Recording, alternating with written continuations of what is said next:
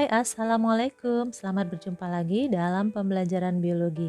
Kali ini kita akan membahas soal UTBK Biologi tahun 2022 bagian yang ketiga. Bagi kalian yang belum menyimak bagian yang pertama ataupun bagian yang kedua, boleh menyimak kembali ya supaya kalian lengkap mendapatkan yang namanya persiapan soal-soal UTBK ini ya, untuk persiapan untuk khususnya bagi kalian yang mengikuti gelombang yang kedua, karena ini adalah soal-soal yang muncul di gelombang pertama. Jadi kita persiapkan supaya kalian lebih mantap lagi menghadapi soal-soal UTBK biologinya ya. Oke, kita langsung saja ya, mulai dari nomor pertama tentang Monera, yaitu Eubacteria, atau tentang Cyanobacteria. Yang pertama adalah simbiosis mutualisme yang terjadi antara Azolla pinnata dan Anabaena azolae didukung oleh struktur A. Filamen yang memudahkan fragmentasi, B. Hormogonium yang memudahkan reproduksi, C. Endospora yang menyebabkan bertahan hidup, D. Heterokista yang berfungsi untuk mengikat nitrogen, E. Klorofil A yang memungkinkan terjadinya fotosintesis. Nah, untuk menjawab soal ini, kita bantu dengan sebuah gambar ya. Kalian perhatikan ini adalah gambar daripada Anabaena azolae. Dia tergolong cyanobactery atau alga biru ya. Jadi dia berbentuk filamen ya, di mana sel-selnya ini bergabung membentuk filamen ya atau benang ya. Jadi Anabaena adalah cyanobacteria berbentuk filamen yang hidup sebagai plankton ya. Plankton, fitoplankton, dia dapat bergerak dipengaruhi oleh arus ya. Anabaena dikenal untuk kemampuan memfiksasi nitrogen, dan Anabaena membentuk hubungan simbiosis dengan tanaman tertentu seperti Azolla ya. Makanya ada Anabaena azolae, berarti Anabaena yang bersimbiosis dengan Azolla. Nanti ada juga namanya Anabaena cicadae ya, yang bersimbiosis dengan Cycas rumpi atau pakis haji. Nah, yang hari ini kita akan bahas tentang Azolla pinnata, yang mana dia bersimbiosis dengan Anabaena azolae ya. Jadi Anabaena ini memiliki heterokista yang mengikat nitrogen dan mengubah nitrogen menjadi amoniak ya. Jadi spesies Anabaena tertentu telah digunakan di sawah, terbukti sebagai pupuk alami yang efektif ya. Jadi ini bagian dari sel yang disebut dengan heterokis yang memiliki kemampuan memfiksasi atau mengikat nitrogen bebas ya. Nanti dia setelah diikatnya akan dirubahnya menjadi nitrogen dan menjadi amoniak sehingga mudah digunakan oleh tumbuhan ya.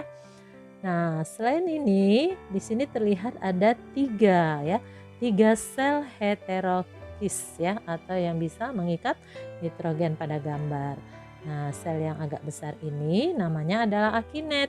Dia adalah sel yang berukuran lebih besar dari sel tubuh lainnya dan berfungsi menyimpan endospora pada saat lingkungan buruk ya. Jadi dia sebagai pelindung juga ya. Sementara sel-sel lainnya ya, yang ini adalah sel yang disebut dengan sel vegetatif. Nanti sel-sel ini ya membentuk bagian tubuh ya, dan dia bisa mengalami fragmentasi. Kalau terputus maka terbentuklah dua bagian individu baru ya, sehingga nanti akan tumbuh lagi memanjang. Seperti itu ya proses dia bereproduksi. Nah, jadi kalau ditanyakan simbiosis mutualisme antara Azolla pinnata dan Anabaena azolae didukung oleh struktur apa ya? Tentu saja struktur di mana si Anabaena ini bisa mengikat nitrogen, dan struktur itu dimiliki oleh sel bernama heterokista atau heterokis ya. Maka jawaban yang tepat pada soal nomor 1 ini adalah D.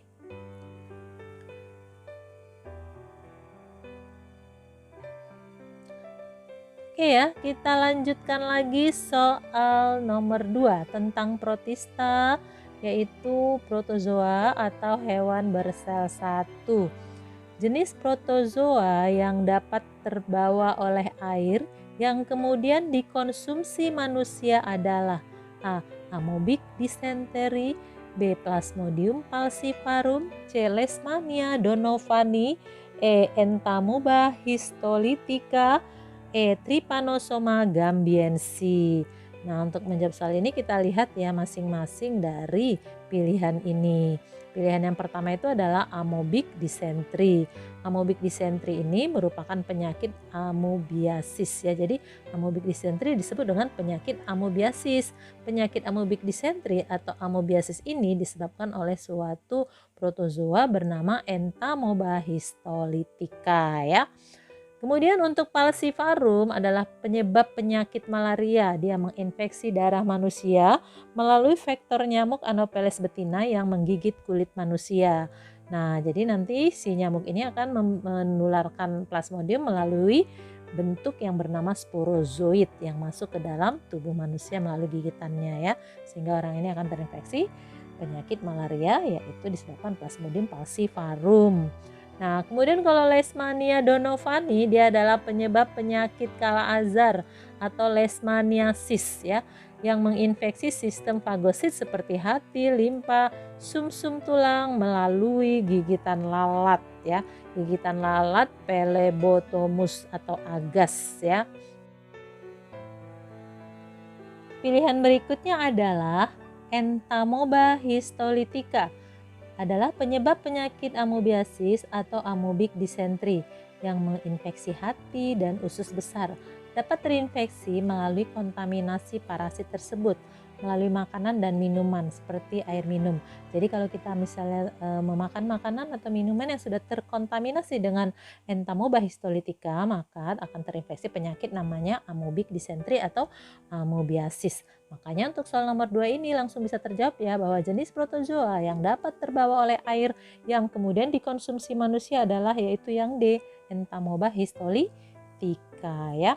Kemudian untuk pilihan yang E, Trypanosoma gambiense, dia adalah penyebab penyakit tidur, menyerang saraf, menginfeksi melalui gigitan lalat CC atau Glossina ya. Jadi Trypanosoma gambiense ini ada di dalam tubuh lalat. Nanti lalat pada saat menggigit manusia maka akan terbawalah Trypanosoma gambiense ini ke dalam gigitan lalat dan orang ini akan diserang bagian sarafnya sehingga tidak bisa bangun dan tidak bisa berdiri apalagi berjalan, hanya bisa tertidur di tempat tidur sehingga disebut dengan penyakit tidur ya. Jadi sudah terjawab ya, jawaban soal nomor 2 ini adalah D. Oke, kita lanjutkan lagi soal nomor 3. Perhatikan grafik di bawah ini ya. Jadi di sini ada grafik gambar grafik A, ada grafik B ya. Jadi spesies A dan B ditempatkan dalam satu wadah yang sama dan diberikan makanan yang sama pula. Jika dikaitkan dengan konsep interaksi antara dua populasi, pernyataan yang tidak tepat berdasarkan gambar tersebut adalah spesies A dan B ya. Bagaimana spesies A dan B itu pertanyaannya ya. Jadi di sini pilihannya A. Mempunyai relung dasar saling tumpang tindih cukup besar. B. Mempunyai hubungan kekerabatan yang dekat. C. Mempunyai relung asli yang berbeda. D. Mengalami kompetisi interferensi. E. Mengalami kompetisi eksklusif. Nah, untuk menjawab soal ini kita perhatikan baik-baik grafik ini ya. Jadi ada gambar populasi A dan populasi B. Pada saat bersama-sama mereka ditempatkan di wadah yang sama, mereka itu tumbuh bersama ya sampai pada hari keempat itu ya, 4 lewat sedikit ya. Kemudian melewati hari itu di mana A meningkat dan B sudah mulai menurun. Nah, ini artinya adalah bahwa kedua populasi ini, populasi A menekan pertumbuhan populasi B. Ya, mereka berada di relung yang sama dan mereka itu saling berkompetisi, di mana terlihat bahwa A menang terhadap B karena B tumbuhnya menjadi semakin berkurang ya, populasinya semakin berkurang, sementara A populasinya semakin naik dan stabil ya. Jadi itu dapat kita simpulkan seperti itu. Kita jelaskan kembali ya lebih lengkap lagi ya. Apa yang dimaksud dengan relung? Relung atau niche adalah peran dalam kedudukan populasi dalam suatu komunitas. Pada relung populasi bertempat tinggal, memperoleh makanan, meneruskan keturunan, dan sekaligus berinteraksi dan berkompetisi dengan spesies lain dalam komunitas ya. Selanjutnya, relung itu ada dibagi dua ya. Yang pertama namanya relung dasar atau fundamental niche. yaitu seluruh sumber daya yang mendukung kehidupan suatu populasi organisme secara ideal. Kemudian relung sesungguhnya adalah realismisi, ya, di mana sumber daya yang digunakan secara bersama-sama oleh dua spesies yang berbeda. Nah, dalam kenyataannya tidak ada organisme yang hidup di relung dasar karena adanya interaksi antara populasi dalam komunitas, baik kompetisi maupun predasi ya. Jadi kan misalnya di hutan aja ya, kan nggak mungkin harimau aja yang di sana mereka hidup bahagia, cukup makan, cukup sumber daya. Pasti ada juga di sana, ada beruang, ada serigala, ada yang lain-lain kan, saling memperebutkan makanan. Nah, itulah namanya bahwasanya relung dasar itu ideal ya, tapi kenyataannya relung dasar itu pasti ditempati bersama-sama. Itulah namanya relung sesungguhnya gitu ya. Nah, jadi bila ada dua spesies berbeda saling tumpang tindih ya karena memperebutkan sumber daya yang sama, itulah yang namanya terjadi interaksi kompetisi. Mereka saling berkompetisi ya, memperebutkan makanan, memperebutkan tempat hidup dan lain-lain ya. Jadi tumpang tindih yang terbentuk merupakan relung sesungguhnya atau disebut juga dengan relung asli. Jadi populasi A dan B memiliki relung yang sama ya pada saat digambar ini. Buktinya mereka berkompetisi, yang A menang, yang B kalah ya. Jadi kalau dikatakan apa itu kompetisi interferensi, kompetisi langsung antar individu melalui agresi dapat menyebabkan cedera atau kematian. Jadi kalau dikatakan kompetisi intervensi itu ada dua individu saling berhadap-hadapan, mereka saling menciderai dan bisa mematikan ya. Jadi itu namanya kalau disebut dengan kompetisi interferensi.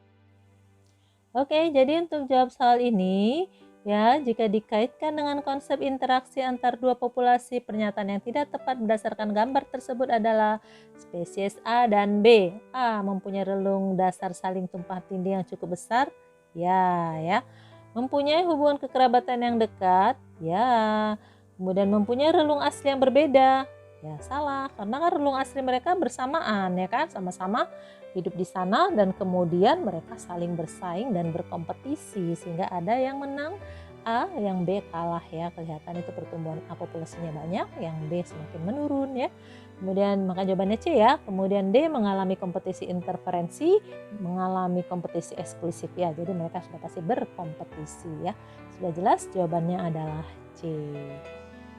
Oke, kita lanjutkan lagi soal nomor 4 tentang ekosistem interaksi antar populasi ya, masih mirip-mirip.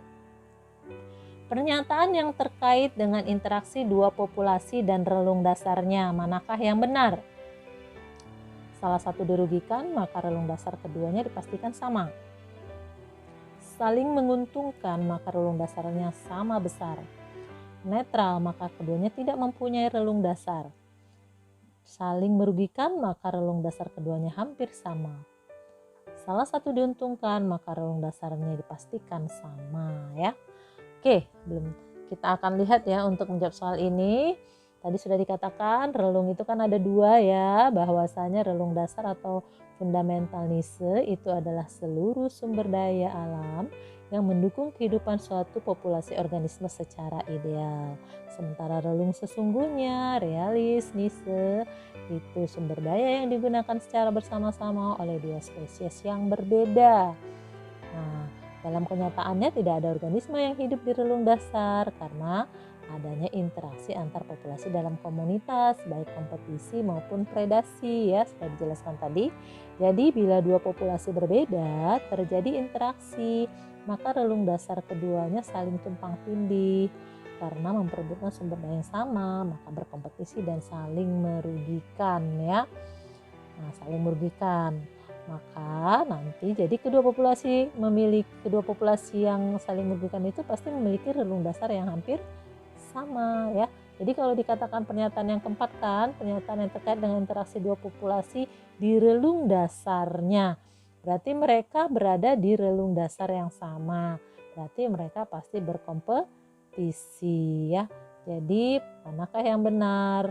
Nah, jadi yang benar adalah jawabannya adalah D, saling merugikan, maka relung dasar keduanya hampir sama. Jadi kalau dia berkompetisi dan saling merugikan, mereka berebut ya. Maka mereka keduanya berada di relung dasar yang hampir sama. Itu jawabannya ya. Oke, soal nomor 5.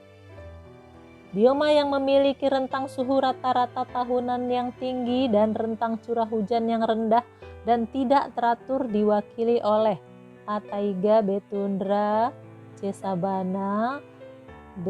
Hutan tropis, E. Hutan musim. Nah, untuk soal ini kita lihat ini ya, ciri-ciri dari hutan apa ini. Kalau gambarnya seperti ini, dia adalah padang rumput yang diselingi pepohonan. Nah, itu pasti adalah yang namanya savana ya. Jadi apa ciri-ciri savana? Savana adalah padang rumput yang luas yang diselingi oleh pepohonan yang agak tinggi dan tumbuhnya menyebar.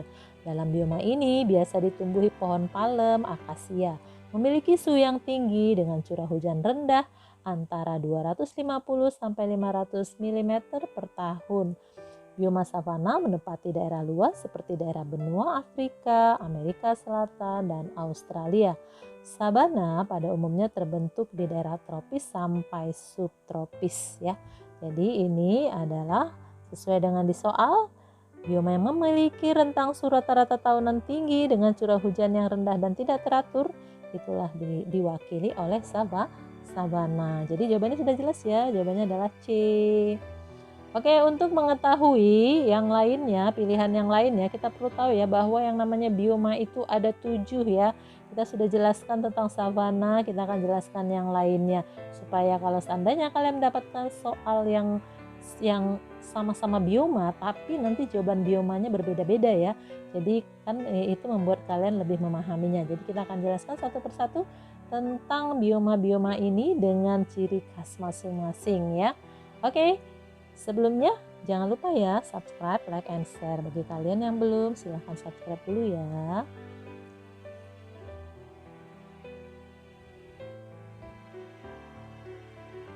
Bagi yang sudah, terima kasih telah melakukan subscribe, like, and share. Oke, kita lanjutkan lagi ya soal sama tentang bioma dan ciri-cirinya ya. Masih melanjutkan yang tadi. Nah ini apa ini? Ini adalah bioma gurun. Bioma yang didominasi oleh batu atau pasir dengan sedikit tumbuhan. Pada bioma gurun ini keadaan air sangat sedikit. Walaupun keterbatasan air karena curah hujan sedikit, di mana kurang dari 250 meter per tahun, bioma ini hidup berbagai macam flora dan fauna, terutama yang tahan terhadap kekeringan. Bioma ini terdapat di pantai Atlantik di Afrika hingga ke Asia Tengah. Contoh bioma gurun tersebut yaitu gurun Sahara, gurun Arab, gurun Gobi yang luasnya mencapai 10 juta kilometer ya. Nah, itu dia ya, ada unta tuh di bioma gurun ini. Nah, ini adalah bioma apa? Dari gambarnya udah ketahuan ya, rumput ya. Jadi ini adalah bioma padang rumput atau stepa. Stepa atau padang rumput terbentang dari daerah tropis sampai ke daerah subtropis yang curah hujannya tidak cukup untuk perkembangan hutan. Fluktuasi suhu sangat tinggi antara malam dan siang hari, di mana siang mencapai 45 derajat Celcius dan malam bisa mencapai 10 derajat Celcius ya. Bioma stepa merupakan padang rumput yang tidak diselingi oleh kumpulan pepohonan. Jika ada pepohonan pun di stepa maka jumlahnya sedikit sekali ya. Oke, untuk bioma berikutnya ya.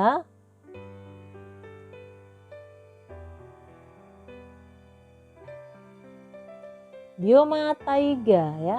Bioma taiga terdapat di Rusia dan Kanada. Bioma taiga adalah bioma terluas dari bioma-bioma lainnya yang ada di bumi. Ciri bioma taiga adalah pohon utamanya yang sering tumbuh berjenis konifer. Oleh karena itu hutan yang ada di bioma taiga tersebut ya sering disebut dengan hutan konifer. Curah hujannya antara 400 sampai 750 mm per tahun. Pohon-pohon di hutan konifer sendiri membentuk jarum dan mempunyai zat lilin yang di bagian luarnya tahan terhadap kekeringan. Contoh tumbuhan konifer adalah alder, beech, jupiter, dan prus. Kalau di Indonesia pohon pinus dan cemara ya. Nah, bioma hutan hujan tropis. Bioma hutan hujan tropis memiliki berbagai macam jenis tumbuhan karena sepanjang tahun mendapatkan sinar matahari yang cukup serta curah hujan yang tinggi ya. Curah hujan hutan hujan tropis berkisar 1.200 mm per tahun. Bioma ini terdapat di daerah tropis seperti semenanjung Amerika Tengah, Amerika Selatan, Afrika, Madagaskar, Australia bagian utara, Indonesia, dan Malaysia ya. Ciri-ciri hutan ini juga bisa kita lihat dia bagian atasnya membentuk kanopi ya. Jadi di bawah itu tidak sangat sedikit mendapatkan cahaya dan bila ada hujan kadang-kadang tidak terkena hujan di bawahnya ya karena di atasnya membentuk kanopi dan banyak ditumbuhi oleh tumbuhan liana dan epifit ya. Oke, kita lanjutkan yaitu bioma hutan gugur. Bioma hutan gugur terdapat di daerah yang beriklim sedang dengan curah hujan antara 75 sampai 1000 mm per tahun, yaitu yang meliputi wilayah Amerika Selatan bagian timur, ujung selatan benua Amerika, Kepulauan Inggris, dan Australia. Pohon-pohon yang terdapat di bioma hutan gugur memiliki ukuran besar dan pendek seperti pohon oak, basswood, terna bunga, dan pohon memiliki daun lebar di musim panas dan menggugurkan daunnya pada musim gugur ya. Jadi bioma hutan gugur ini memiliki 4 musim ya. Bisa dilihat ini gambar suatu daerah ya, suatu tempat yang di musim panas, di musim gugur, di musim dingin, dan di musim semi dengan berbagai foto yang bervariasi di tempat yang sama ya. Oke, kita lihat lagi yaitu bioma tundra. Bioma tundra terdapat di daerah lingkar kutub utara dan kutub selatan yang ditutupi oleh salju atau gurun es. Mengalami musim dingin yang sangat panjang sekitar 9 bulan dan musim panas yang sangat pendek sekitar 1-3 bulan. Pada bioma ini tidak terdapat pohon besar, hanya ada rumput dan lumut. Bioma ini terdapat di sekitar lingkar Arktik, Greenland di wilayah kutub utara, dan di kutub selatan bioma tundra terdapat di Antartika ya. Oke, ini kelihatan ini salju, ada penguin yang banyak di sana ya. Oke, itulah tadi dia tentang bioma ya, ada 7 macam, kalian bisa menguasainya. Kalau seandainya kalian mendapatkan salah satunya, semoga kalian bisa menjawab soalnya dengan baik dan benar ya. Oke, kita lanjutkan lagi nomor soal 6 tentang pencemaran lingkungan. Pemberian pakan ikan yang berlebihan pada budidaya ikan di keramba jaring-jaring apung pada suatu waduk dapat menyebabkan dampak negatif jangka panjang yaitu A. Peningkatan kadar bahan organik yang menyebabkan intensitas cahaya matahari terhalang. B. Terhambatnya pasokan bahan organik yang bisa dimanfaatkan oleh bakteri aerob. C. Dihasilkannya gas metana yang berakibat kematian massal ikan. D. Menurunnya kadar oksigen terlarut yang dibutuhkan oleh ikan. E. Meningkatnya konsentrasi fosfat pada perairan waduk. Nah, untuk menjawab soal ini kita harus tahu ya bahwa pakan ikan itu mengandung fosfor yang diperlukan ikan untuk mendapatkan pertumbuhan optimum. Kekurangan fosfor menyebabkan pertumbuhan abnormal, tulang cacat, bahkan kematian ikan. Meningkatnya sisa pakan dan buangan metabolit yang terakumulasi dapat menyebabkan peningkatan fosfat sehingga kualitas air menjadi rendah, yaitu menurunnya kadar oksigen terlarut dalam perairan. Konsentrasi fosfat yang tinggi akan mengganggu metabolisme bahkan dapat menyebabkan kematian pada ikan. Meningkatnya sisa pakan dan buangan metabolit yang terakumulasi dapat menyebabkan peningkatan fosfat sehingga perairan menjadi keruh. Semakin keruh suatu perairan kolam dapat mengurangi cahaya matahari masuk ke perairan dan menghambat fitoplankton berfotosintesis ya. Maka untuk menjawab soal ini dapat kita jawab ya, bahwasanya kalau pemberian pakan ikan yang berlebihan pada budidaya ikan di keramba jaring apung pada suatu waduk dapat menyebabkan dampak negatif jangka panjang, yaitu dampak negatifnya pakannya kan menumpuk terakumulasi ya. Dengan pakan yang menumpuk terakumulasi berupa fosfat itu pakannya, jadi efeknya banyak ya. Nanti efeknya banyak ya akibat peningkatan fosfat tadi yang sudah disebutkan tadi ya. Air menjadi keruh, kadar oksigen terlarut menjadi rendah, cahaya matahari yang masuk menjadi sulit ke dalam. Sehingga yang paling tepat jawabannya adalah E ya, meningkatnya konsentrasi fosfat pada perairan waduk. Oke ya, bisa paham? Oke, kita lanjutkan lagi soal nomor 7 ya. Untuk soal nomor 7, ini adalah daur biogeokimia tentang siklus nitrogen. Perhatikan gambar siklus nitrogen di bawah ini. Peran dekomposer pada gambar siklus nitrogen di atas adalah mengubah A.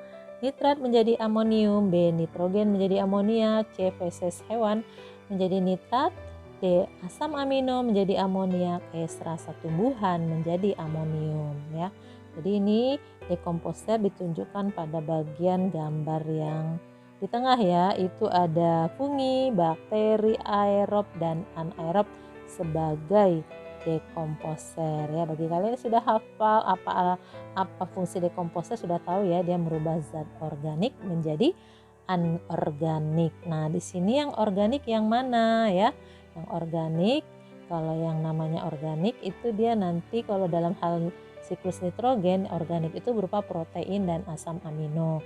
Dia menjadi anorganik, dia menjadi amonia, menjadi nitrit, menjadi nitrat gitu ya. Oke, kita akan lihat satu persatu jawabannya ya.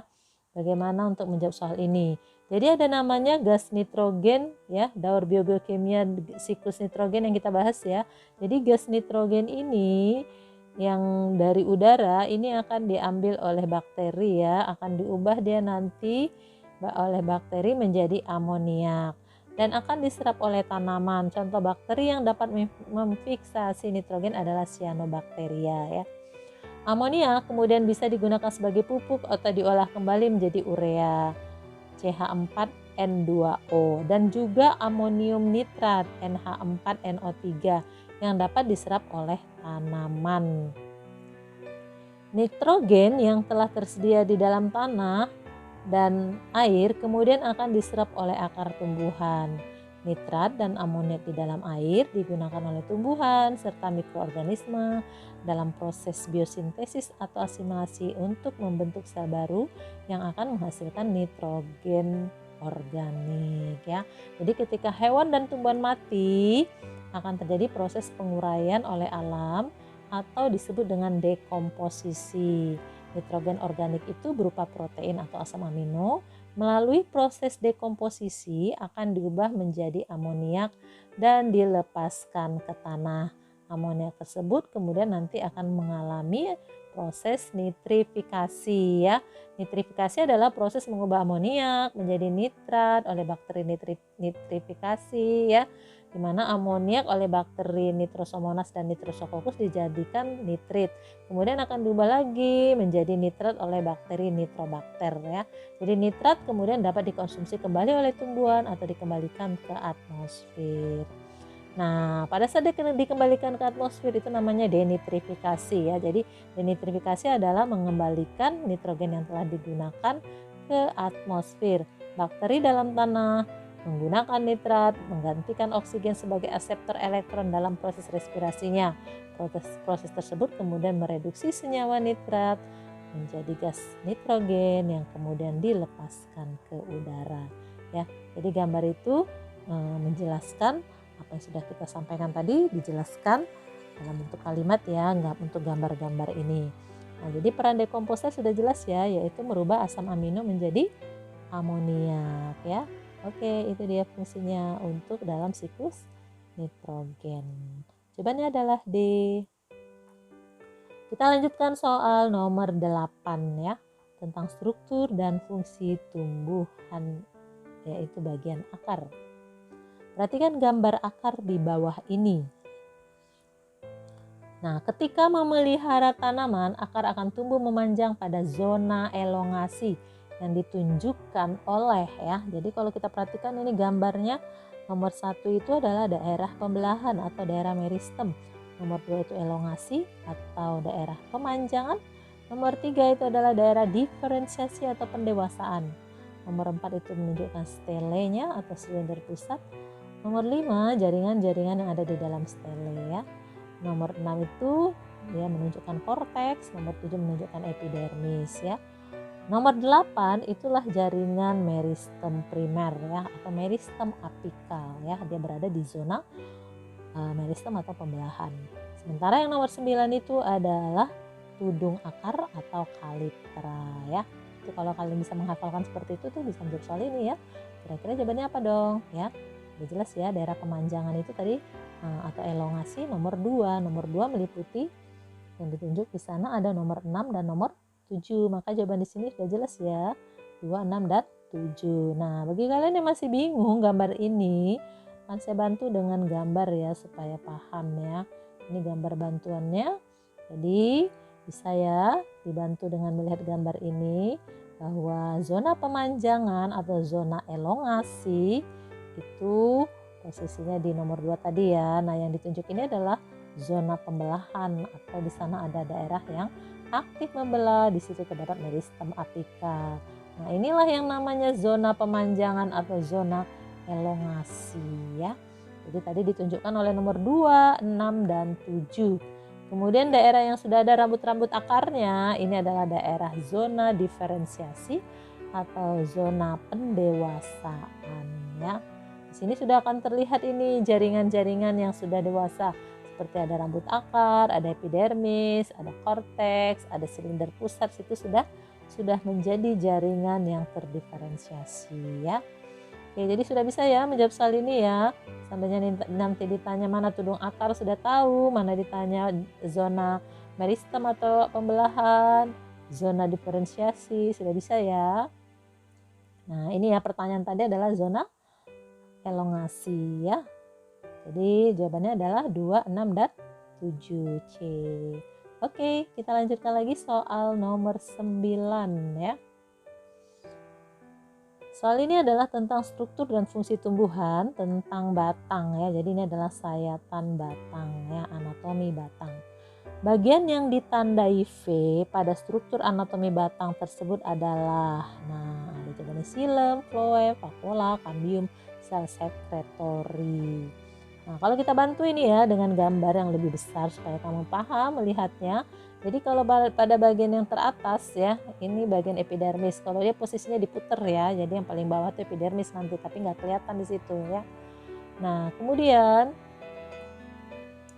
bagian selanjutnya itu adalah bagian korteks. Lalu ada floem, baru ada cambium, baru ada xilem sekunder ya. Jadi kalau digambar xilem itu ya, kalau dilihat itu seperti itu yang bulat-bulatnya agak besar ya. Nah, ini xilem ini ya, ini adalah xilem. Secara menyeluruh ini xilem semua, oke? Maka yang ditunjukkan oleh tanda V pada gambar itu udah pasti xilem ya. Oke ya, jadi jawabannya adalah A ya. Oke, bisa ya, cukup jelas. Kita lanjutkan nomor 10, masih tentang struktur dan fungsi tumbuhan, tapi ini adalah bagian bunga ya. Perhatikan gambar bunga berikut. Berdasarkan simetri mahkotanya, bunga tersebut mempunyai tipe A monomorfik, B actinomorfik, C polimorfik, D zigomorfik, E amorfik ya. Nah, jadi ini kita harus belajar ini. Kita kan nggak ngerti ya ada tipe-tipe bunga berdasarkan mahkotanya. Jadi ini lumayan soalnya untuk membuat kita belajar tentang dua tipe bunga berdasarkan mahkotanya, berdasarkan simetri dari mahkotanya. Nah, ada namanya bunga actinomorfik ya. Lihat itu, dia memiliki yang namanya simetri radial. Mengacu pada bunganya memilih lingkaran kelopak identik di sekitar pusat.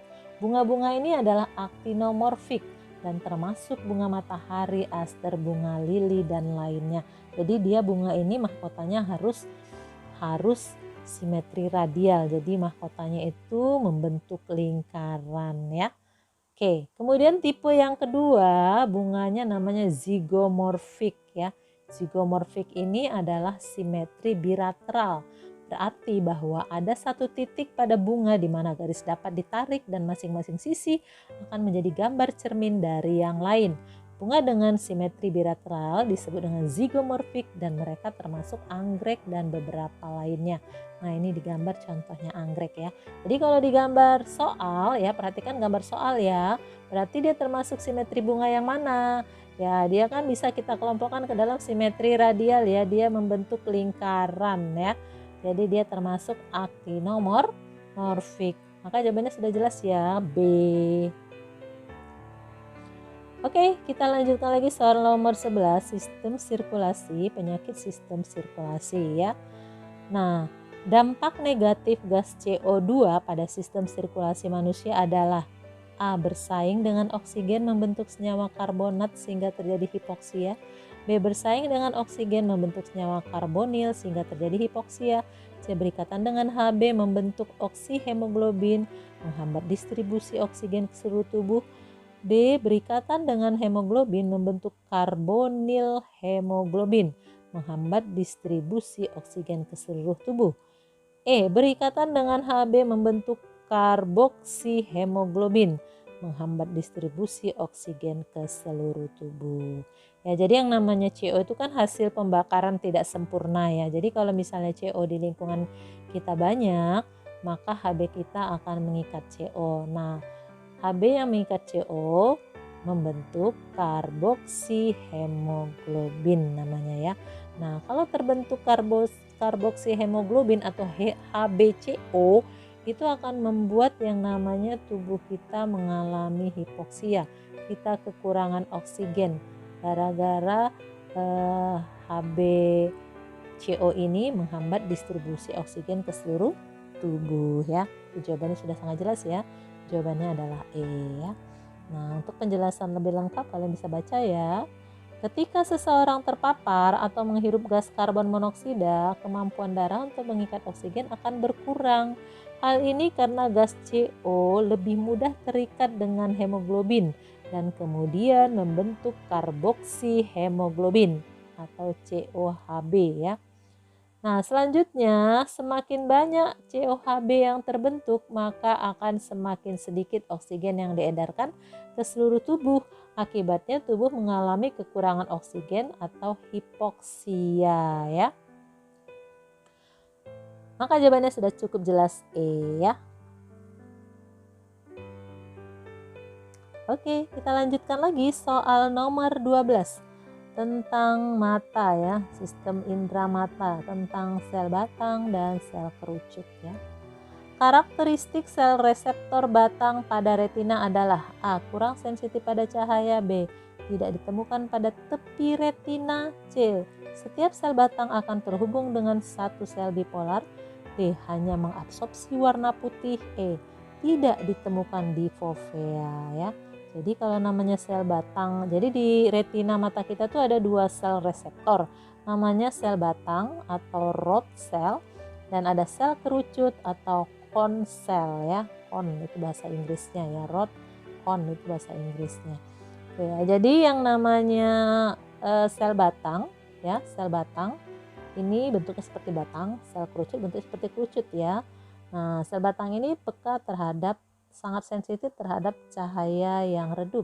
Sementara kalau sel kerucut sensitif terhadap cahaya yang terang ya. Kita akan perhatikan ya penjelasannya ya. Jadi di sini gambar mata ya, gambar mata itu ada bagian retina ya, di mana di retina itu ada fotoreseptor batang dan sel kerucut terletak di lapisan terluar retina sensorik yang avaskuler dan merupakan tempat berlangsungnya reaksi kimia yang mengawali proses penglihatan. Nah, ini bagian daripada retina yang terluar atau pinggir retina yang banyak sel batang dan sel kerucut ya. Nah, sel batang itu bentuknya kayak gitu ya, panjang-panjang dia batang. Sementara kalau sel kerucut dia ada runcingnya ya, ada warna merah, ada hijau, ada biru warnanya ya, karena dia menerima rangsang cahaya terang, bisa mengenal warna-warni ya, sel kerucut itu. Nah, pada bagian tengah dari retina posterior terdapat makula ya, dan di tengah makula terdapat fovea centralis. Nah, fovea centralis adalah bagian retina yang paling tipis dan hanya mengandung fotoreseptor kerucut ya. Jadi ingat ya, fovea centralis itu hanya ada sel kerucut, tidak ada sel batang. Nah, fungsi fovea centralis ini adalah sebagai penghasil ketajaman penglihatan yang optimal ya. Jadi ingat ya. Nah, selanjutnya kita lihat ciri-cirinya yang lain. Jadi kamu sudah bisa mengatakan bahwasanya sel batang tidak ada di fovea centralis. Itu pernyataan yang ada tadi ya, bahwasanya tidak ada. Itu pernyataan yang benar. Oke, kita lanjutkan ya. Bagaimana dengan sel batang? Penjelasannya, sel batang atau rod cell adalah sel fotoreseptor di dalam retina yang dapat berfungsi pada kondisi cahaya yang redup ya. Dia pada umumnya terdapat sekitar 125 juta sel batang pada mata manusia. Nah, sel ini lebih sensitif dibandingkan sel kerucut atau konsel ya.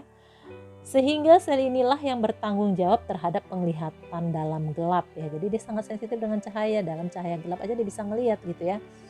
Oke, kemudian sel batang cukup sensitif untuk merespons seberkas foton dan sensitivitasnya kira-kira 100 kali dibandingkan sel kerucut. Jadi dia sangat sensitif ya dibandingkan sel kerucut. Kemudian panjang gelombang responsivitasnya sel batang ini yaitu kurva berwarna abu-abu. Jadi dia mengenal warna antara putih dan hitam sampai abu-abu gitu ya. Dibandingkan ketiga jenis sel kerucut, dia punya 3 jenis sel kerucut, ada merah, hijau, dan biru. Sehingga sel batang tidak bisa mengenal warna ya. Kemudian sel batang juga bereaksi lebih lambat dibandingkan sel kerucut. Rangsangan yang diterima akan diproses dalam waktu lebih dari 100 milidetik. Sehingga walaupun sel batang lebih sensitif terhadap cahaya yang redup, namun sel batang kurang mampu mendeteksi objek yang bergerak cepat ya. Kita lihat untuk sel kerucut ya. Sel kerucut atau konsel adalah sel penerima sinar di dalam retina mata yang bertanggung jawab terhadap penglihatan warna. Sel kerucut akan bekerja dengan baik pada kondisi yang cukup terang ya. Jadi cukup cahaya. Ada sekitar 4,5 sampai 6 juta sel kerucut pada retina manusia. Nah, jadi banyakkan mana? Kalau tadi kan 125 juta ya, kalau ini 4,5 sampai 6 juta, jadi lebih sedikit ya yang kerucut ya. Sel kerucut kurang sensitif terhadap cahaya dibandingkan sel batang, tetapi sel kerucut mampu membedakan warna. Sel kerucut juga dapat melihat detail yang lebih halus dan karena memiliki respon yang cepat terhadap perubahan. Manusia biasanya memiliki 3 jenis sel kerucut dengan iodopsin yang berbeda, yang memiliki kurva respon yang berbeda. Dengan demikian, manusia menanggapi variasi warna dengan cara yang berbeda. Hal ini yang membuat manusia memiliki penglihatan trikromatik. Pada kasus buta warna, satu atau sel kerucut tidak berfungsi sebagaimana mestinya sehingga penderita buta warna tidak bisa melihat warna tertentu ya. Jadi tadi kan ada warna merah, hijau, biru ya. Jadi salah satu sel itu tidak berfungsi berarti dia tidak bisa melihat warna yang sel yang rusak tadi. Misalnya sel rusak yang merah ya nggak bisa lihat merah, yang rusak sel hijau ya nggak bisa lihat hijau, yang rusak sel biru nggak bisa lihat biru gitu ya. Rusak dua-duanya ada 2 warna nggak lihat, rusak semuanya itu namanya buta warna total ya. Baik ya, jadi kita coba jawab soal ini lagi. Karakteristik sel reseptor batang pada retina. Kurang sensitif pada cahaya, salah ya, tadi yang namanya sel batang itu lebih sensitif dibandingkan sel kerucut, jadi salah. Tidak ditemukan pada bagian tepi retina, justru dia ditemukan di sana ya, sebanyak 125 juta tadi kan.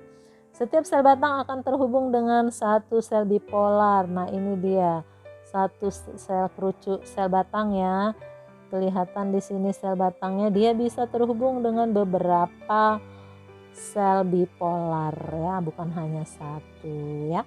Kemudian D, hanya mengabsorpsi warna putih. Tadi sudah disampaikan dia mengabsorpsi warna abu-abu antara putih ke hitam, itu bisa diserapnya. Dia mengenal warna putih, abu-abu sampai hitam ya.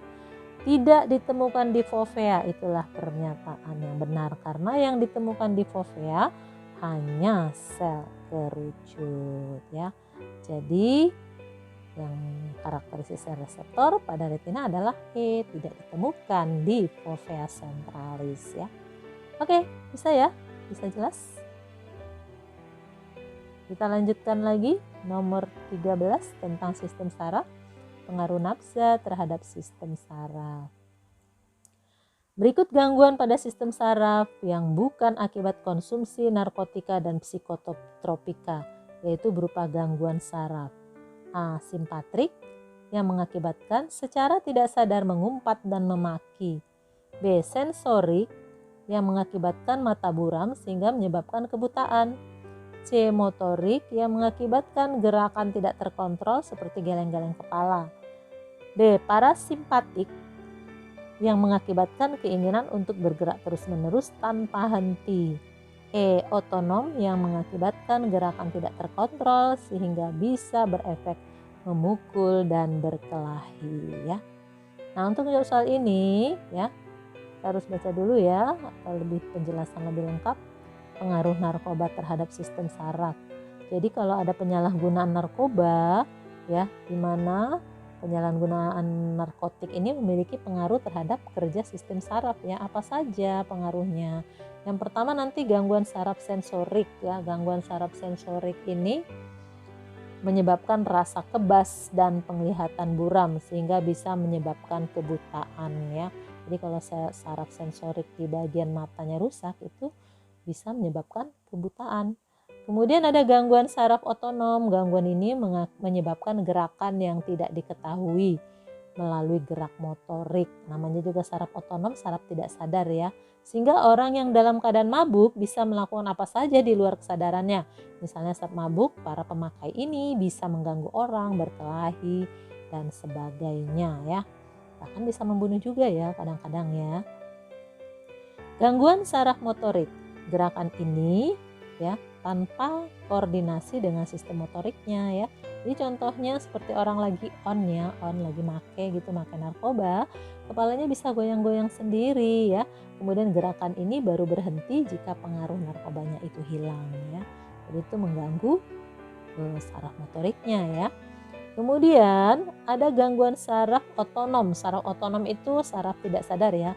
Ada saraf simpatis, parasimpatis ya. Kalau simpatis mempercepat kerja, mempercepat pada kondisi tubuh aktif. Kalau dia parasimpatis pada kondisi tubuh santai atau pasif ya. Jadi gangguan saraf otonom ini katanya hal ini terkait bahasa yang keluar di luar kesadaran. Ya misalnya ada orang yang latah gitu ya, kita kagetin dia langsung aja mengumpat, maki-maki dan seterusnya. Nah biasanya ini kalau saraf yang kayak gini nih, sarafnya saraf simpatis ya, karena dia jadi aktif kan. Kalau saraf parasimpatis itu dia jadi pasif gitu ya. Jadi saraf otonom yang bekerja kalau orang ngumpat maki-maki itu ada saraf otonom yang simpatis ya. Tidak hanya itu ya, efek narkoba pada otak bisa menimbulkan rasa takut dan kurang percaya diri jika tidak menggunakannya. Makanya orang yang sudah kena narkoba ingin menggunakan terus ya supaya dia merasa percaya diri dan tidak takut gitu. Itu efeknya. Nah, dalam jangka panjang, narkoba secara perlahan bisa merusak sistem saraf di otak mulai dari ringan hingga permanen. Saat menggunakan narkotika, muatan listrik dalam otak berlebihan. Jika sudah kecanduan, maka lama-kelamaan saraf bisa rusak ya. Nah, jadi yang di sini yang bukan akibat konsumsi narkotika dan psikotropika, yaitu yang D ya. Kenapa? Karena parasimpatik katanya ya, harusnya simpatik ya. Karena kan kalau bergerak terus-menerus itu kan aktif tubuhnya. Jadi itu harusnya sarafnya simpatik ya. Untuk itu makanya pernyataan yang D ini yang bukan ya. Kalau yang A itu tepat ya, simpatik mengakibatkan secara tidak sadar mengumpat dan memaki, tadi sudah disampaikan. Sensorik mengakibatkan mata buram sehingga menyebabkan kebutaan ya. Saraf sensorik yang menuju mata misalnya rusak itu jadi buram dan buta. Kemudian kalau yang C, motorik mengakibatkan gerakan tidak terkontrol seperti geleng-geleng kepala. Itu tadi ya, kalau lagi on dia goyang-goyang kepalanya, geleng-geleng atau mangut-mangut gitu. Pokoknya kepalanya bergerak tak terkontrol ya gara-gara gangguan saraf motoriknya ya kan. Nah yang ini deh salah. Kalau yang E, Otonom mengakibatkan gerakan tidak terkontrol hingga bisa berefek memukul dan berkelahi. Itu orang kalau menggunakan kayak mabuk tadi ya, dia menjadi tidak terkontrol saraf otonomnya ya. Jadi semuanya benar itu kecuali yang D.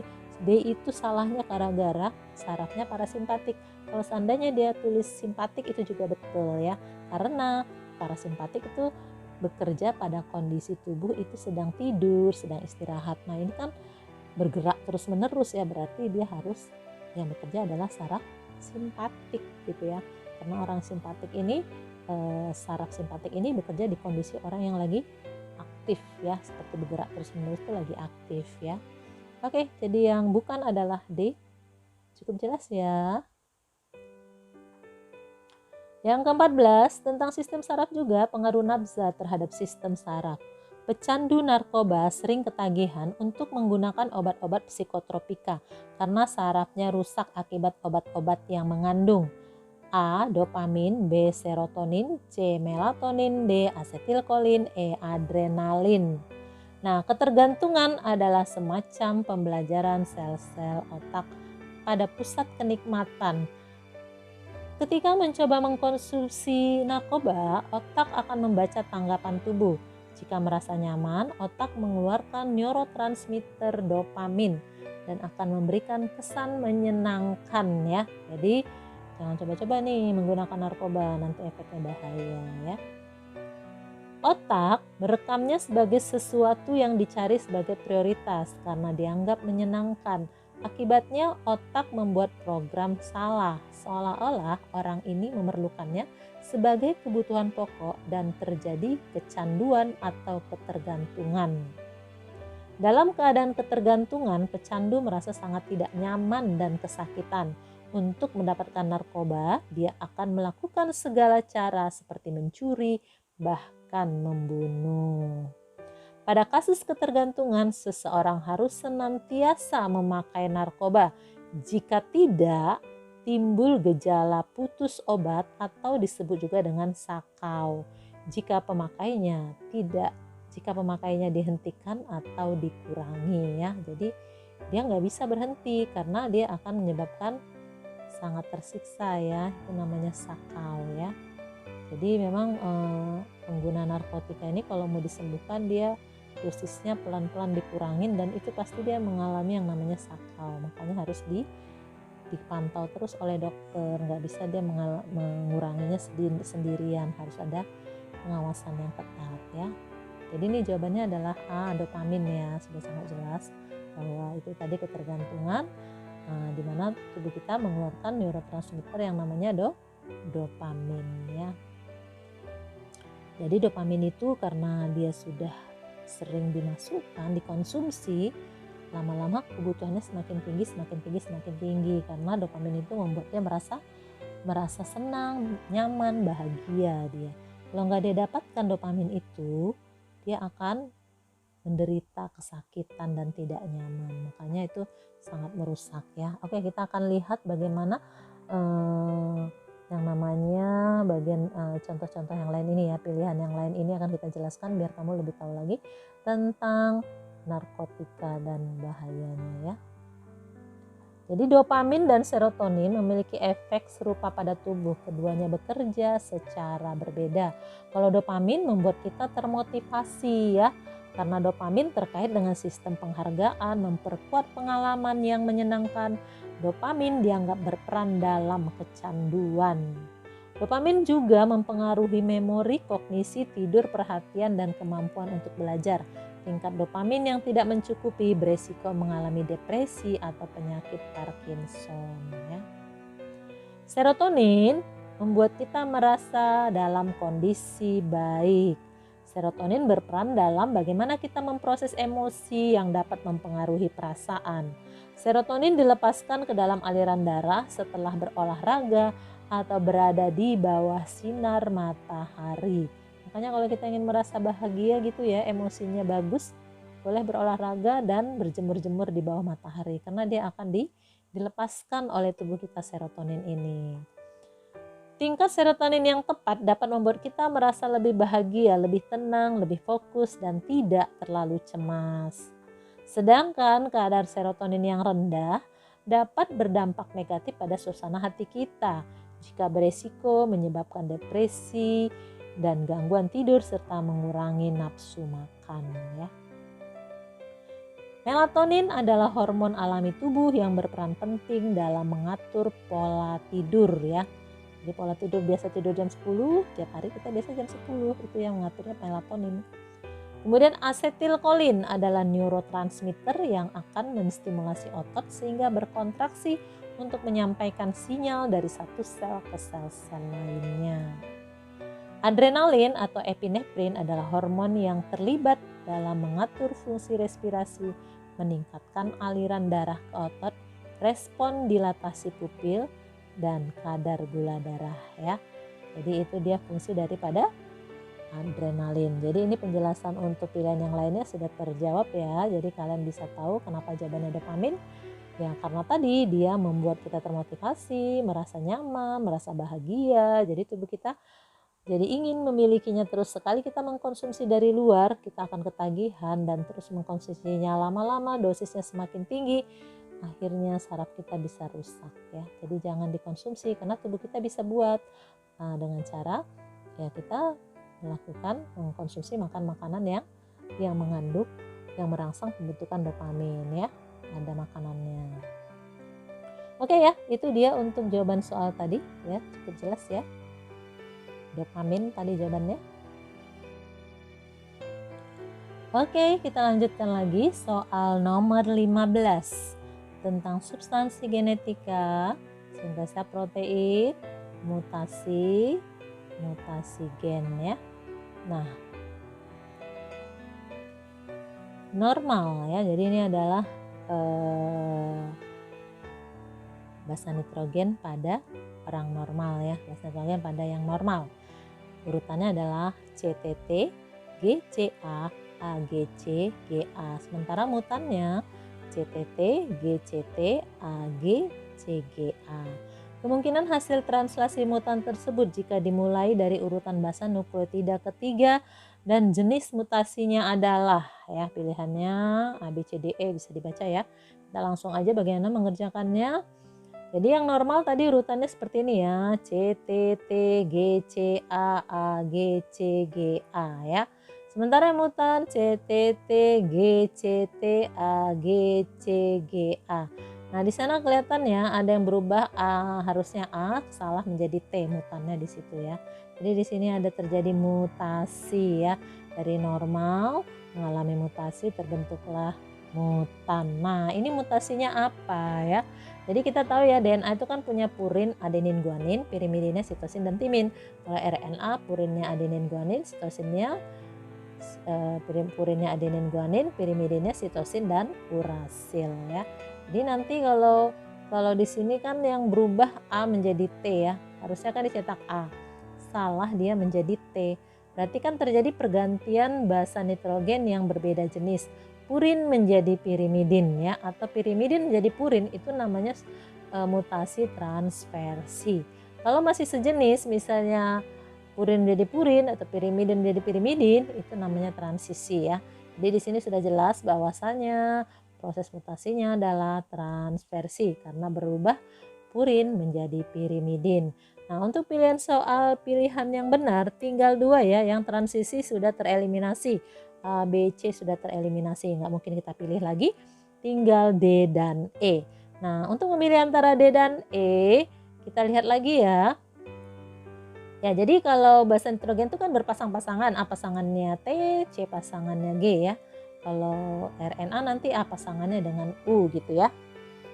Nah hasil translasi dari urutan basa nukleotida ketiga ya, dia minta di soal itu urutan basa nukleotida ketiga hasil translasinya apa. Jadi ini mutannya tadi kita pindahkan ya, kita ambil urutan basa nukleotida yang ketiga karena 1 dan 2 nggak kepake. Di soal dimintanya dimulai dari urutan basa nukleotida yang ketiga ya. Jadi kita langsung cari RNA dutanya ya. Jadi mutan ini diketahui ini adalah sense-nya ya. Jadi kalau RNA duta kan sudah pasti sense sama dengan RNA duta asalkan T ganti dengan U. Makanya huruf T-nya aja kita ganti dengan U, jadilah RNA duta. Jadi RNA dutanya UGC, UAG, CGA. Nanti basa asam amino yang diangkut oleh RNA T harus dicocokkan dengan RNA duta.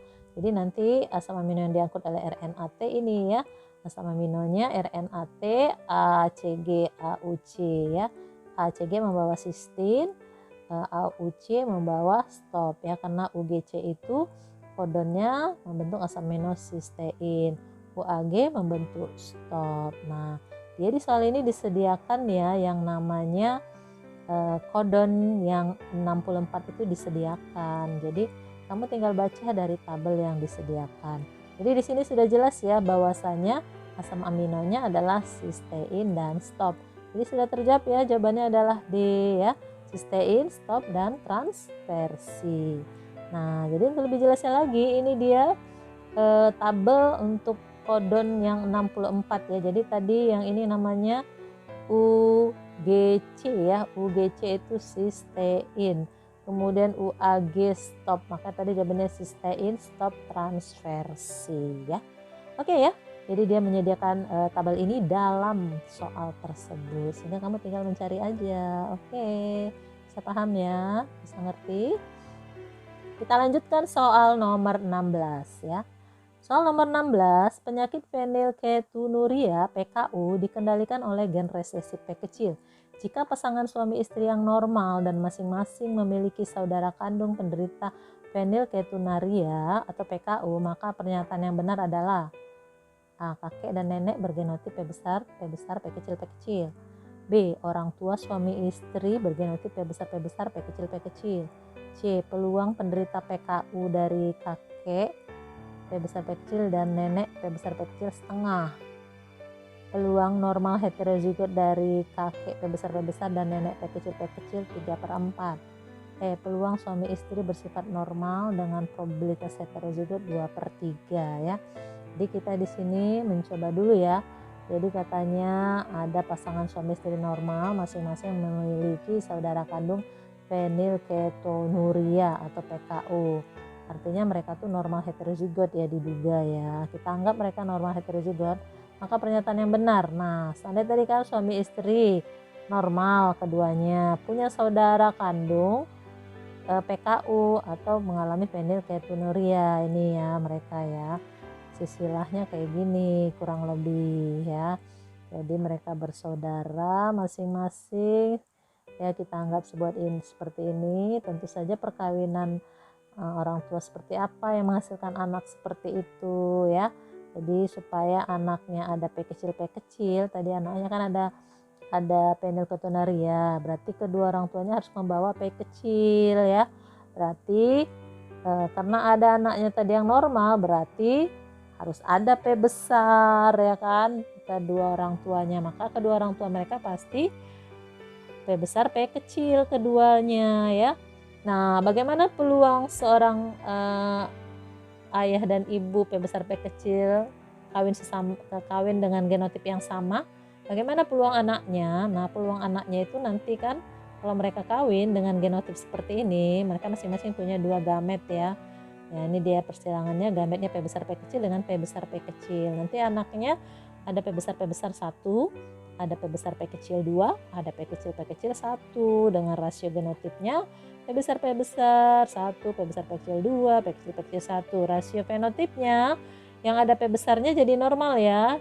Jadi 1 tambah 2 jadi 3 normal. Yang P kecil menjadi fenilketonuria atau PKU. Jadi normal berbanding PKU itu 3/1. Nah, sekarang kita lihat peluang suami istri bersifat normal itu kan 3/4 ya. Jadi yang normal itu kan ada peluangnya 3/4. Nah, kalau dikatakan yang normal probabilitas yang heterozigot ada berapa? Berarti kan dari 3 ya. Berarti ada 2/3. Ini dia ya genotip yang normal heterozigot ya. Ada 2 dari 3 yang normal ya, bukan 2 dari semuanya tapi dari yang normal. Karena kan soalnya nanyanya yang E itu, lihat ya, peluang suami istri bersifat normal dulu kita lihat ada 3/4 kan. Dengan probabilitas heterozigot berarti dari yang 3 ada yang heterozigot, ada 2 dari 3 maka 2/3. Maka jawabannya benar tuh E ya. Oke, yang E ya. Kenapa yang A salah? kakek dan nenek bergenotip P besar dan P kecil, belum tentu ya, belum tentu. Terus yang B, orang tua suami dan istri bergenotip P besar dan P kecil. Salah. Tadi kan dia punya saudara PKU, punya P kecil. Pasti orang tuanya salah satu harus ada P kecil. Berarti orang tua suami istri itu harus P besar P kecil kawin P besar P kecil. Jadi B itu jelas salah. Yang C, peluang penderita PKU dari nenek P besar P kecil dari kakek P besar P kecil dan nenek P besar P kecil. PKU-nya ya tadi seperempat ya, jadi salah, bukan setengah, harusnya 1/4. Yang D, peluang normal heterozigot dari kakek P besar dan nenek P kecil. Normal heterozigot kan ada 2 ya kan. Lagi pula nih kakek neneknya P besar dengan P kecil, berarti kan anaknya semuanya normal heterozigot 100% ya kan. Jadi D itu jelas salah juga. Makanya yang tepat tadi yang E ya, peluang suami istri bersifat normal dengan probabilitas heterozigot 2/3. Oke, itulah jawabannya. Jadi jawabannya E ya, bisa paham ya. Semoga bisa dimengerti ya. Jadi ini kalian harus hati-hati menjawabnya ya. Oke, itulah dia soal pembahasan kita. Semoga apa yang disampaikan cukup jelas dan dimengerti ya. Semoga persiapan UTBK biologinya semakin mantap, semakin baik, dan semakin lancar dalam mengerjakan soalnya ya. Semoga kalian sukses dalam menghadapi UTBK gelombang kedua, lulus PTN impiannya. Semoga lancar mengerjakan soal-soalnya semua ya. Pelajaran apapun itu bisa kalian kerjakan dengan baik dan lancar. Oke, sampai di sini dulu pertemuan kita. Semoga kalian sukses selalu mengikuti UTBK-nya dengan lancar, sukses meraih cita-citanya, meraih PTN impian. Oke, sampai jumpa lagi dalam pembelajaran berikutnya. Assalamualaikum.